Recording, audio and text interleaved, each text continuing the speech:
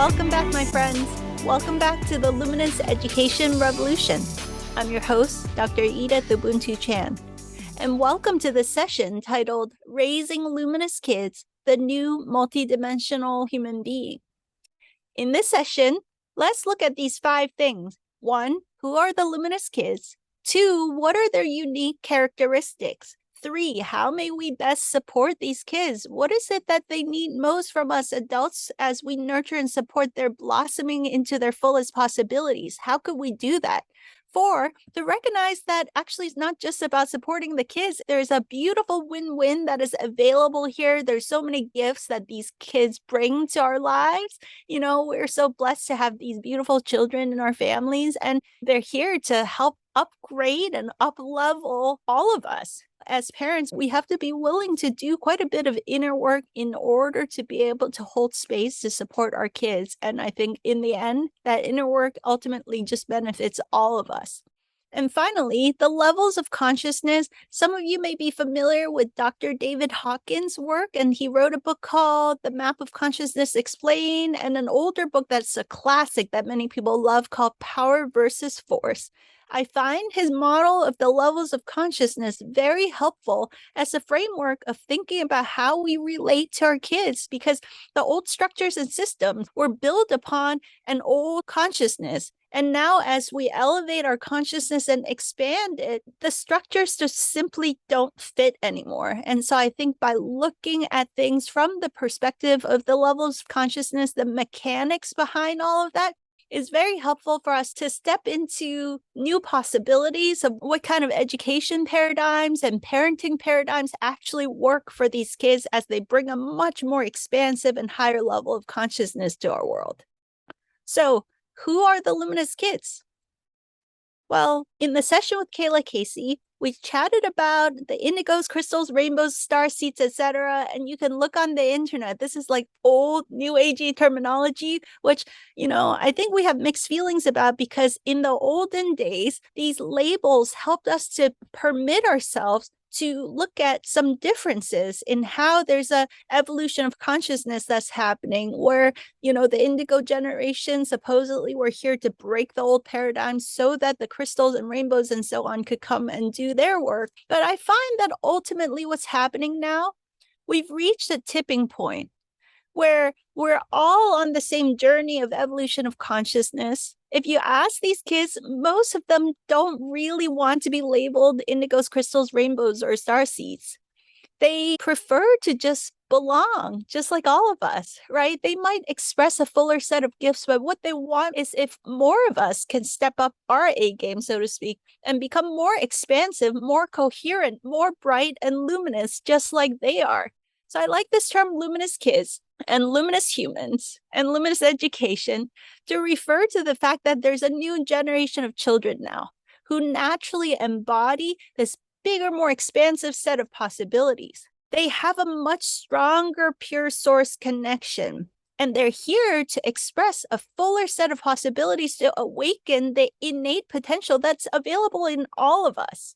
They don't want to be the only ones that have an expansive consciousness. Like, that's not fun. It's so much more fun if we all awaken our fuller possibilities and create a more full, rich, coherent, and authentic way of being human, and let go of all those old limitations and old distortions. So what these kids are coming through with is a much stronger source connection and a more pure, expansive, and undistorted expression of what it means to be a human. And so as adults, as moms, dads, and educators, we can actually support them in harmonizing with this expansive consciousness and how to anchor and embody it and express it in a healthy way in this world. So what are some of their characteristics? Well, they bring a much fuller, more complete set of energy frequencies, and if supported, they will express it fully in a very beautiful and coherent way. And they bring a certain energy resonance that can inspire and uplift all of us to step up into a more bright, beautiful, coherent energy state too. They have this strong pure source connection and access to higher universal wisdom and truth. And it's like what John Chavez shared in his presentation.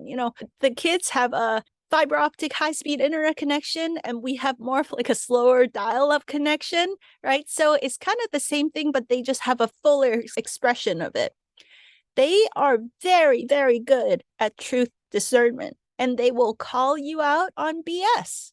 Not only that, they're aware of layers and nuances within situations, and they can observe all these subtleties that maybe the rest of us aren't necessarily aware of. They may or may not have the language to describe what they're sensing and feeling, but that's what they're picking up on.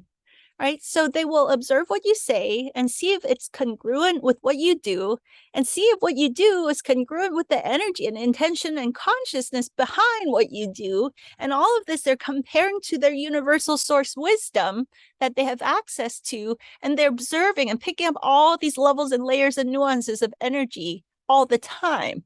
Right. So I think we could really support them in learning to articulate what they're seeing so we can choose to learn and grow from our kids, and also to help them hone these skills and be very authentic and transparent with them, because they know if you're trying to lie or trying to cover something up, like their truth discernment meter is so strong that it's, we can't hide anything from these kids. If we support and nurture them in expressing fully their gifts, they can ground this energy with such inner strength and inner knowingness and inner confidence. They're extremely potent and powerful. They have a certain presence to them, but it's also got an energy of lightness and purity and joyfulness. It's absolutely not pushy. It's a beautiful energy to be around if we're open to it.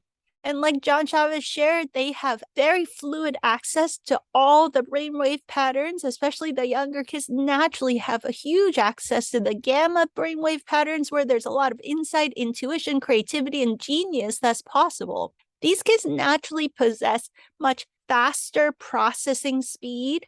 So they have a high speed of thought and high processing power, which is both a gift and a challenge, because as adults we might be having a conversation and our gears are turning at this much slower rate, and they're sitting at the dinner table, they're getting restless because their thoughts have already gone way past into the next step and the next step and the next step, and they have to really learn how to be patient with us slowpokes with the processing speed not being up to par with theirs. And it might come off as them being rude, like interrupting you or being fidgety or something like that. So this is really an invitation for us to really see the deeper picture that's at play, and not be telling the kid to sit down, shut up, sit still. Why can't you sit still? Why can't you, shut up? Like that's not kind. And it's also not understanding what's really happening here. Our kids are intrinsically motivated, and they love to share in the spirit of collaboration, co-creation, and service. And they might dislike competition the way that my boy would show himself from age 3, 4, or 5. He would say things like, oh, let's do a running race. But when he said do a running race, what he really meant is he wanted it to be a tie. He would cry if we didn't all cross the finish line at the same time. To him, if anybody loses, we all lose. He wants everybody to win at the same time, which is so beautiful, actually. It really speaks volumes about the purity of heart that these kids are bringing to our world right now. They're naturally bringing in expansive consciousness. They're cosmic beings who came here to bring this beautiful way of being to upgrade and uplift all of us. So they really just don't fit into the old systems. And for some of the kids, it takes enormous force with medications and different things to get them to sit in a little desk and do boring little workbooks. It's really, really hard to do that. It just becomes at some point hopeless. They may get diagnosed with things like ADHD, which if you watch our session last year with Mary Rodwell, she talked about ADHD. One perspective is to think of it as always dialed into a higher dimension, And so these kids, they just have such multidimensional awareness. They have enhanced and heightened sensibilities and awarenesses. They have natural expanded abilities, like a bunch of the kids that we know can read right through a blindfold. They're powerful manifestors. They're really good with intuition, remote viewing, remote sensing, telepathy. These kinds of things come pretty naturally with these kids. And so I want to encourage all of us to consider, sometimes when the kids are fidgeting with their bodies, consider what's actually going on there. It may be that they're aware of some discordant energy in the space and they're using their bodies to either shake off that energy or to clear and harmonize the space. A friend of mine said that his boy, who's 5, would do these things. Like, he'd get excited and he wants to share something, and he would like do this thing with his hands. And it seems to me that that might be either because he's trying to use his bodies to connect and get this source download to come through him, or he might be actually clearing the energy of the space so that it's harmonious for him to express what he's trying to express, right? So a lot of these kids, they get labeled special needs, but they're actually seeing layers and levels of realities that the rest of us are blind to. And I think it's time for us as adults to humble ourselves to try to see things from their perspective. Like, what are they actually doing? It could be something really wonderful and helpful for everybody, not just for the kid. How they learn might be different. A lot of these kids, and I've had these experiences myself too, even as an adult, and maybe you too, a lot of learning can happen during, say, dream time.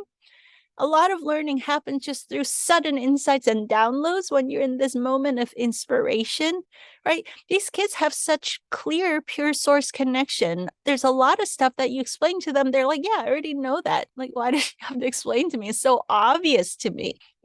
Their processing speed being so much faster. A lot of things that we used to think was like a big to do. It's like a lot of work to learn a certain skills. These kids are like basically little geniuses. They can pick it up so fast. So we don't need to make a big deal out of some things, maybe if it's not actually a big deal. Really, this is about, let's try to see it from the kids' perspective, right? They don't have all of these limitations and distortions that we have. And we have a choice to not put all of our limitations and distortions onto them, right? Just take a step back and allow their natural genius to be shown to us. So how do we best support these kids? What do they need from us? Well, I would say that the first thing is to become aware that each child and probably each adult, all of us, came here with an inner curriculum, but is really strong with this new generation of kids. Their natural inner curriculum is arising from them. And so our job is just simply to be present, to observe what is the inner curriculum that's wanting to be expressed, support and nurture and facilitate it, and allow it to be a lot of joy and fun and magical and beautiful. There's a divine blueprint that wants to be expressed. This is not about absentee parenting. We're here to be very present, to support it, but not with any rigid old dogma, just being so present with our kids that the right next move for how to support and facilitate our kids just arises naturally, becomes very clear if we're present with them. Another big piece is these kids have heightened energy awareness, and that's a gift, and in some ways seems like a superpower to us, but I think that in the end, we're going to have to step up our A game as adults to become energy aware too. And I think none of us can reach our fullest human potential if we don't hone the skill of energy awareness. So when kids go to crowded places with chaotic energy, they might act very ungrounded and, spazzy or agitated. And just be aware that they might be picking up on many levels and layers of energies in crowded places, such as like at the store, or if they go to a school with tons of kids, right? They might be picking up all kinds of information and energy from their classmates, from the teachers, and from the families of the classmates and teachers. And, it's just like too much for these kids sometimes. They're processing a ton more energy. So a lot of information and electrical impulses and voltage is running through their little bodies. So just be aware that they may need different nutrition. They may need more, say, B vitamins or minerals, or they might need to drink really high quality, alive, structured water. And there might be certain foods that agitate them more, different kinds of things that might cause their system to be unnecessarily extra agitated. So there's no dogma here. It's just about observing and discovering what works for your child to feel like their physiology and their nervous system can function at its optimal state, and might be a little bit different from what we've been told in the years past. So really no dogma, just observe what is the nutrition and lifestyle plan that works best for your kid, right? To support their nervous system, probably these kids need to spend a lot of time in nature.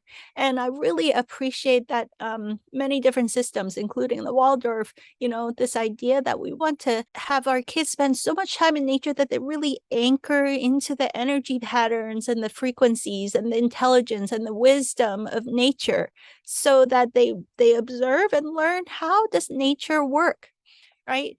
Get tons of sleep and the ability to honor their body's natural rhythms, which is one of the big gifts of homeschooling, is that you can allow yourself, your kid, to sleep at the right time and wake up when you're well rested, to eat, to pee and poop based on your body's natural biorhythms. So our kids are processing a lot of information through their bodies and physiology, and we need to be very gentle and very nurturing and kind and observant of what works for their little bodies and what doesn't work, right? Like, how can we nurture their development, their nervous systems, their bodies, taking in so much information, and to stay healthy and stable and vibrant and strong as they're developing. Another piece that we touched on with the John Chavez session is that a lot of these kids have the need to learn in different ways. Like, some of the kids they only like to do projects, and they learn really well in the play-based kind of spontaneous style of learning. And my boy, when he does math, he likes to fidget, and he does math after we go for a nature walk the best. He told me that 6 p.m. is his favorite time to do math. That's when his mind is really loves to do math problems. That's what he told me. So it's interesting, right? Like, in the school situation, he would probably be asked to do math at 8, 9, 10 in the morning. He's like, no, that's not my best time for learning math. And he also liked to jump up and down and hang his body upside down. And so, because we're flexible homeschoolers, unschoolers, luminous educators, we can permit our kids to be quirky in all these different ways. Another piece that I want to encourage us that touch upon with the Kayla Casey session is that these kids are bringing forth innate abilities like intuition, truth discernment, the ability to travel out of body and have interesting experiences during dream time, heightened intuition, a beautiful pure source connection, all these things.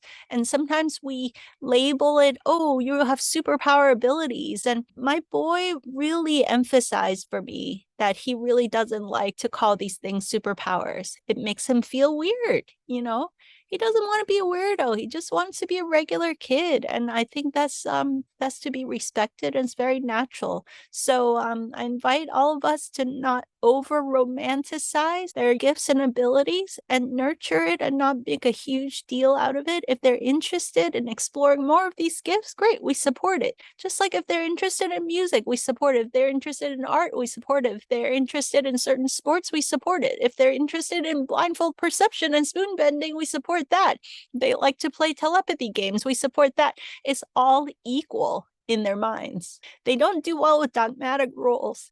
I had a funny story talking with a friend in our community, and he was sharing that he has I think 3-year-old, pretty young kid. He was teaching the kid about crossing the street. And so he's like, okay, when you cross the street, look at the sign. There's the red, yellow, green, and then there's the walking sign with the hand and the guy who's walking. So if the red hand is up, we don't walk. If the walking guy is flashing, then you can walk.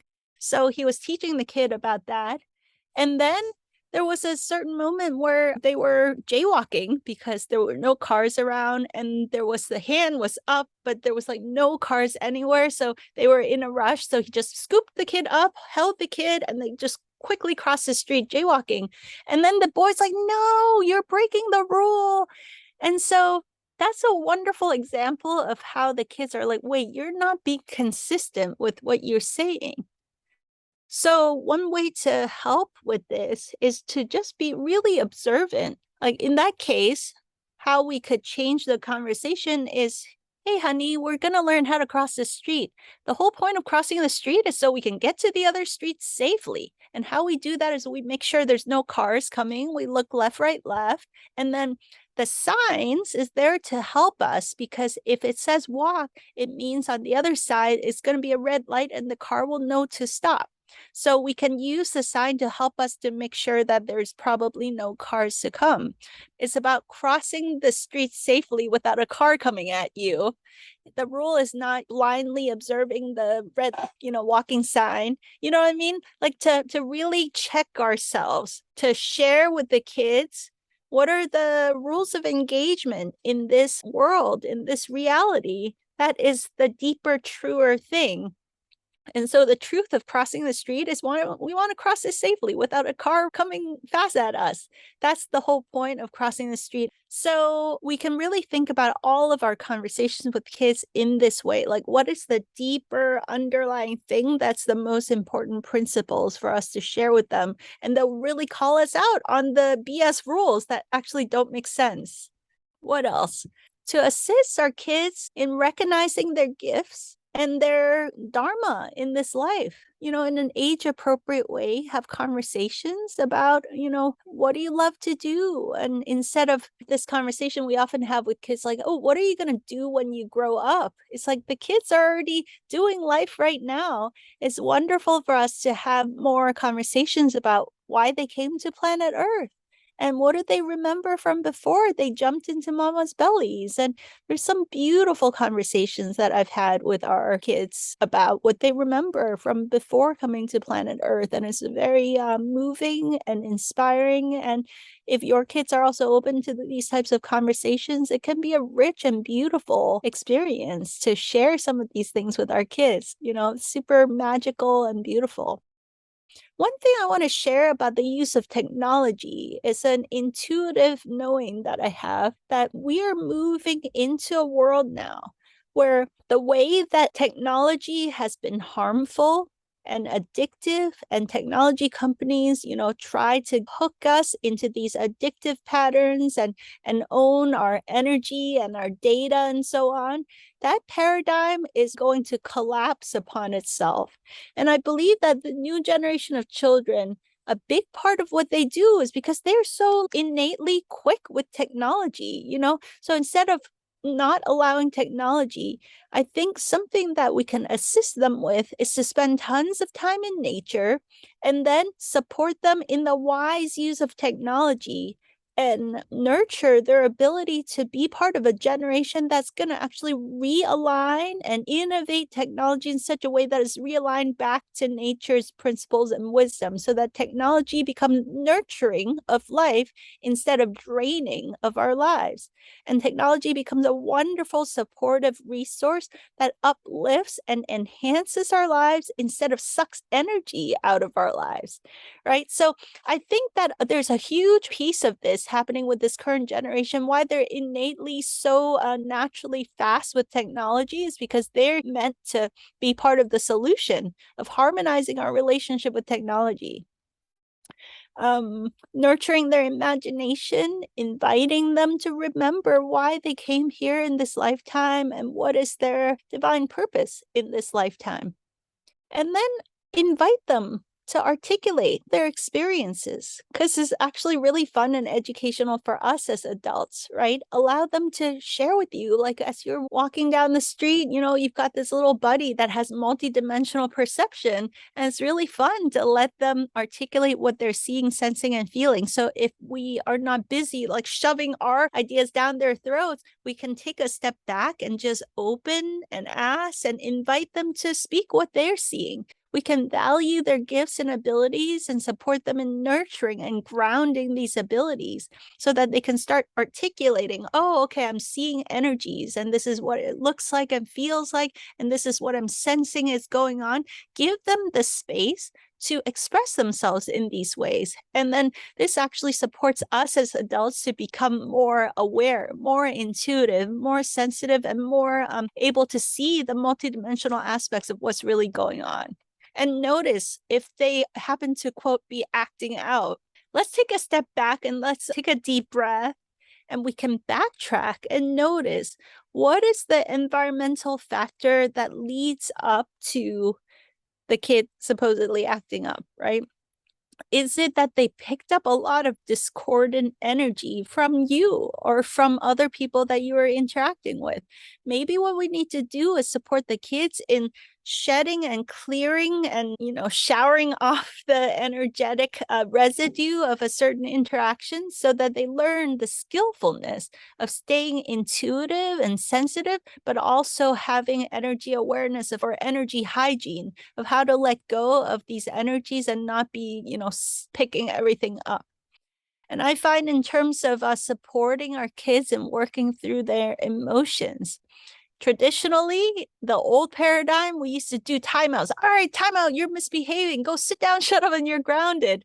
I have a funny story about being grounded. My boy was like, Mama, I heard somebody say something about being grounded. What does grounded mean? And we had the funniest conversation. I was like, well, usually if a kid is acting naughty, the parent's not happy, and the parents would punish them by saying, you're gonna be locked in your room. And so my boy's like, okay, so if I'm locked in my room has fun stuff though. I can read a book, I can play with these toys, I can take a nap, and I can sing a song, and then if I get bored, I just break the window or break the door and come out. And then you'd have a broken window or door. What would you do? Would you lock me in the other room?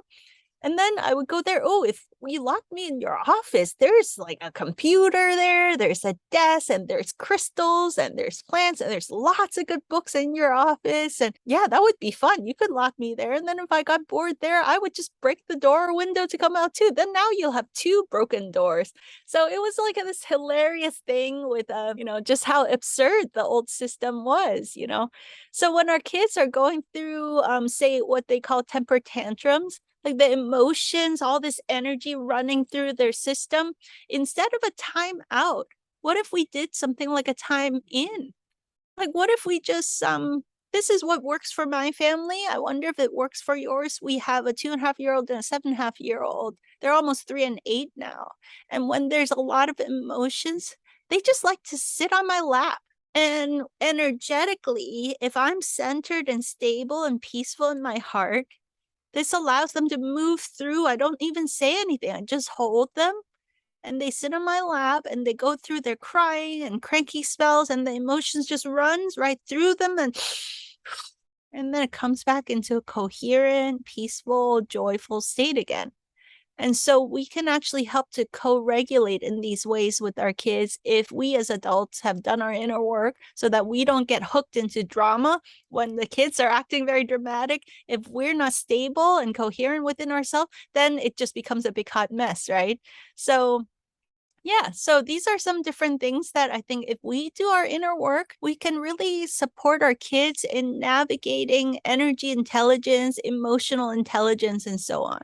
So really it's about each of us having the practices, having the discipline to keep continuing our inner work so that we stay increasingly more coherent, more integrated, more grounded and centered with ourselves. And when life's ups and downs occur, that we don't get hooked into dramatic roller coasters, right? Then we can model for our kids how to be a stable, balanced, centered adult human, Yeah, so support our kids in articulating what are their underlying needs when they're feeling cranky and out of sorts, and to just get to know themselves. This is about nurturing self-awareness and self-realization. And the fact is that our kids are far more energy sensitive. So they're dealing with a lot more influx of information and energies than previous generations, right? So when they're in school or in crowded places, they might be picking up thoughts and patterns of not just their teachers, the students, but the whole family lineage of each of these people. And so at some point, they might even express physical symptoms of sickness because some of these distorted and discordant energies, they might basically be energetically allergic to some of these energies. So just be gentle and kind and just be present with your kids and notice these things, right? And our kids are so tuned in to truth versus untruth. Their truth discernment meter is so strong that we really need to be totally honest and in our integrity and authentic with our kids. So really it's about energy resonance and coherence and congruence on all levels so that we can hold a certain energy that is harmonious and balanced to model for our kids. What does it mean to be a balanced and coherent human being? So the number one most important key is supporting and assisting our kids in taking their huge, expansive, multidimensional consciousness and landing it properly. Masajati calls it rendering themselves in the proper space-time coordinate. I call it precipitating their expansive consciousness, their I am presence into the physical in a way that is really centered and balanced in their head, heart, belly, in their hands and feet, embodied fully, centered within themselves. And everything else happens naturally as a beautiful side effect of that. Everything unfolds naturally. All of their academics, their sports, their everything, their relationships with life can be so much more wonderful and coherent because energetically they're coherent, right? So we need to model this. You cannot fake this, right? You cannot fake pretend you're enlightened and smiling, but underneath you're seething with like irritability and anger and all kinds of discordant energy. It doesn't work. So we actually have to authentically do the inner work. We can't fake this stuff with our kids. Our kids are picking up energy resonance, and we are role modeling for them what it is to be a solid, grounded, centered human beings. And if we hone our energy awareness, then we can help to co-create an energetic environment in our homes, in the schools of the future, in our communities, where everybody will naturally blossom into their fullest possibilities. So these kids are here to ignite and inspire all of us to step up into our very best self. And ultimately, we all benefit. There's a much deeper, richer relationship with our kids that's possible. Our kids are here to also share with us and teach us what they're observing as multidimensional beings. They bring in energy frequencies that upgrades all of us, right? So everyone's benefiting. And as they grow up, they're really bringing an energy that will shift the conference rooms of the future, projects, and the world. And there's an exponential effect that is possible when more and more of us choose to support our kids in these ways. And we might find that they learn the traditional schooly stuff super quickly and efficiently because their processing power is so much higher and their energy coherence is so much stronger that everything just happens much more smoothly and quickly for these kids. I find it helpful to actually think through the levels of consciousness, the map that was developed by Dr. David Hawkins when it comes to thinking about like the efficacy, efficiency, and effectiveness of a human is really determined by the level of consciousness that they're bringing. And so a lot of these kids are bringing a much higher level of consciousness in this lifetime than previous generations. And so they are naturally very effective and efficient. When they actually put their minds and hearts into doing something, things get done and things happen really fast. They manifest things really fast and they learn and pick things up really, really fast. And so to put kind of more of a mathematical model to it, here's the Dr. David Hawkins map of consciousness. And I really like to think of this as a more subtle gradient breakdown of what we had shared in previous sessions about the old paradigm of separation into the new paradigm of interbeing, right? And then in between, there's a transition state from the old consciousness to the new consciousness. But actually, there's a gradient of possibilities here is a lot more subtle. So Dr. David Hawkins did this research to show that as we increase in our levels of consciousness, we become orders of magnitude more potent, powerful, and effective in our lives. So this energy frequency scale, when it says 20, it really means 10 to the 20th power. It's a logarithmic scale. So when it says 100, it means 10 to the 100th power. When it says 200, it means 10 to the 200th power, and so on. If it's 500, it's 10 to the 500th power. But this scale would just be off the charts with too many zeros, so he truncated it down using a logarithmic scale. But just so you know, this is not a linear scale. So you can see, right? Somebody that's operating from the space of guilt and shame is not very powerful. Someone that's operating from anger and pride is much more powerful than a person operating from guilt or shame, right? That makes sense. And someone that's operating from the space of courage or willingness, that's substantially more powerful than anger or pride. And someone that's operating from the space of love and joy and peace and enlightenment is also many orders of magnitude more potent and powerful in their efficacy. Their ability to manifest the outcomes that they want is just so much more powerful. So Dr. David Hawkins discovered that there's a couple of tipping points that happen.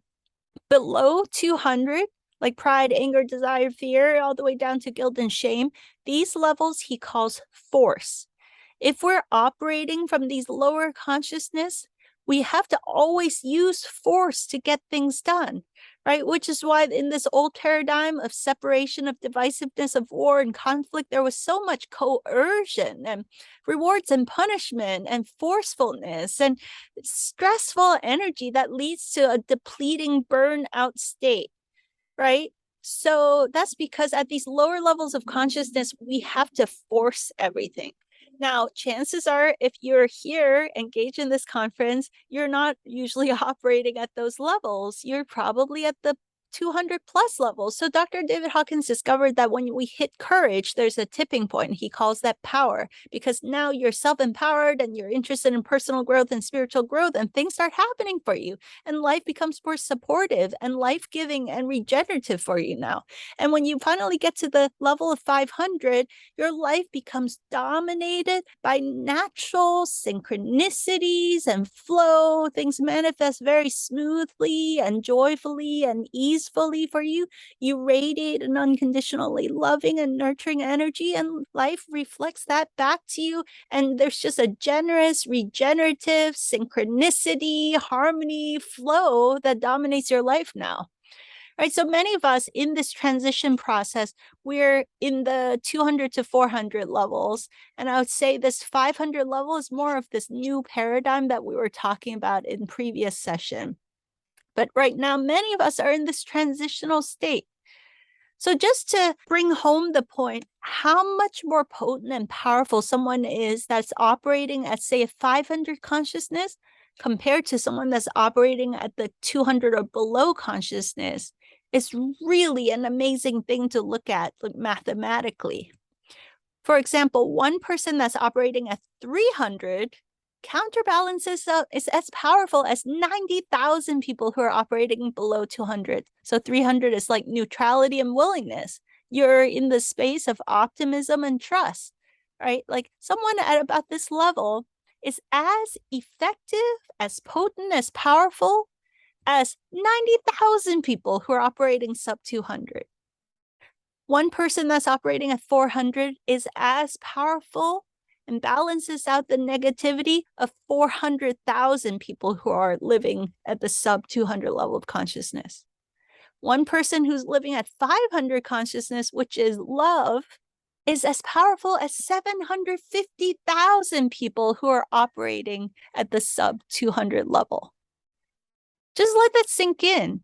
Like one of us operating in the space of love and compassion, the energy of that is as potent and powerful as 750,000 individuals who are sub 200. One person at 600 level, which is peace, is as powerful as 10 million people who are sub 200. And one person who's at 700 is as powerful as 70 million people who are sub 200. So it's like you're living in a completely different reality if you bring a different consciousness into your life. So a lot of the old tools, tactics, strategies, how-tos about parenting out there, what consciousness levels did they come from? And are they appropriate for your consciousness level as a mom, dad, or educator? And most importantly, for your kids' consciousness level. My sense is that most of us in this conscious, aware community, we are all kind of hovering between 200 to 500. But many of these kids are coming in right from the get-go from the 500 to 600 level. So humanity hasn't had many examples of groups and groups of kids operating at the 500 to 600 level of consciousness. So all the tools, tactics, strategies, systems, and how-tos, and all the templates and models for education and parenting, we need to build something completely fresh and new that's appropriate for children that are exuding 500 to 600 consciousness. It's very clear, some of these kids, when you interact with them, that this is the level of consciousness that they're bringing. They'll still have cranky moments and little, cry over spilled milk moments, and so to speak. But on the whole, on average, their default state is pure love, pure joy, bliss, peace. They bring so much light into this world, right? It's just absurd to think that the structures and systems and techniques of parenting from here would fit for kids who are operating up here, So I think it's time for us to humble ourselves, to recognize that our kids are bringing beautiful new possibilities that are orders and orders of magnitude greater than the previous generations. The old paradigm systems, they don't work. They don't fit. It's just a ginormous mismatch for the levels of consciousness that our kids are bringing. It's almost comical, actually, when you think about it from a mathematical perspective. Parenting these kids requires that we simply be present, be open-minded, open-hearted, and permit a higher intelligence to express through us. We're entering into a brand new territory. We're entering into, what is it like for huge chunks of humanity to be operating at the 500 or 600 level of consciousness? What does that look like? And how do we do life? How do we do education? How do we learn and grow together? And what kind of inner work does it require, demand of us as moms, dads, and educators to be able to support and facilitate these very, very powerful kids? So let's allow a fresh new way to birth through us right now. Let's choose to open to these new possibilities. Sometimes it's a little bit scary. It takes tremendous courage for us to step into the great unknown. But because our kids are holding such beautiful consciousness of love, joy, and peace, we have the opportunity to support them in a way that's very collaborative and co-creative, and to discover the highest win-win that's possible as families, as educators, schools, communities. There's a beautiful new paradigm that is birthing through all of us right now, and it's super exciting. And I feel so honored that we get to share this journey together. So I want to finish by saying thank you. Thank you for your courage. Thank you for your beautiful heart. Thank you for your willingness to open to these beautiful possibilities, and such an honor to share this journey with you. And I look forward to seeing you for the next session.